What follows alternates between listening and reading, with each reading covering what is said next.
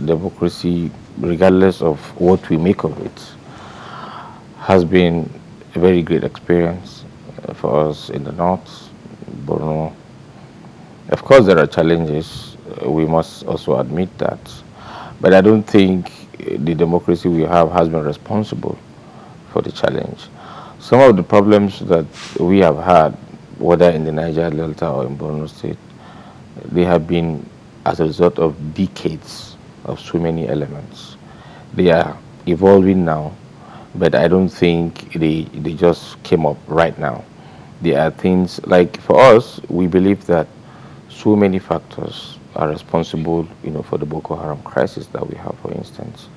One of the key elements, in our opinion as a government, is so much poverty, illiteracy, very high illiteracy level, so much poverty. If you look at the Boko Haram elements, majority of them are people who found themselves on the streets, who grew up and got indoctrinated, wrongly, and they found themselves today where they are. There are religious extremists, or let me say people who are misguided by spiritual values, completely read the Quran upside down. But there are also economic elements. There are lots of people who have been recruited as a result of poverty. We have had cases where we found very young teenagers who were being paid as little as 5,000 naira to set our schools ablaze. There are also those who were paid to spy on the military, to call the Boko Haram elements and tell them that these guys are vulnerable, you can attack them.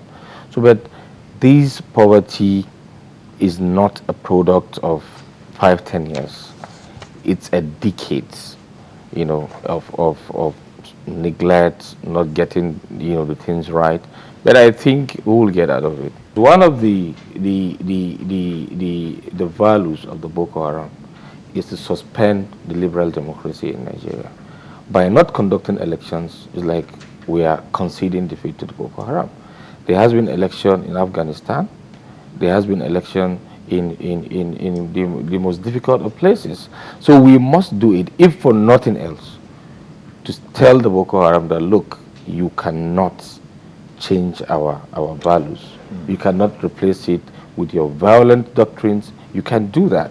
Of course, there are many options.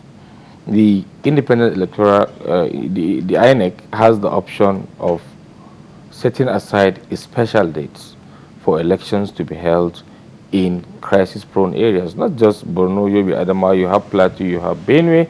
I hope we get over these things before the elections. But there's the option of fortifying security, mobilizing all the resources there, but there has to be elections, if for nothing, to tell the Boko Haram. Send a message to Boko Haram. From our experiments of getting the youths so much involved, in community policing. Maybe you must have heard about the civilian JTF in Borno, where we have youths who are inspired by Governor Kashim Shetima, trained by the state government, equipped, provided with the tools that they need. They are being paid salaries by the state government.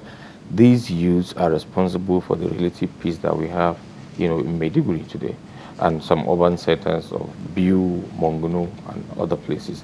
Of course, they work so much, with the military. That tells you that these problems can be overcome. That's right. When the governor was sworn in May 2011, Boko Haram elements were brandishing their weapons on the streets. Today, I can beat my chest and tell you that there is no resident Boko Haram in Maiduguri. Right. In the past, it used to be the most troubled, part of the state. Today, the youth in Maiduguri, there is a mass movement against the Boko Haram. It tells you the mindset of the majority of the people of the state. But I think what we need is concerted efforts, particularly, support, from the federal government, using the military, maybe more number of boots, the right equipment. I believe that we can handle the situation.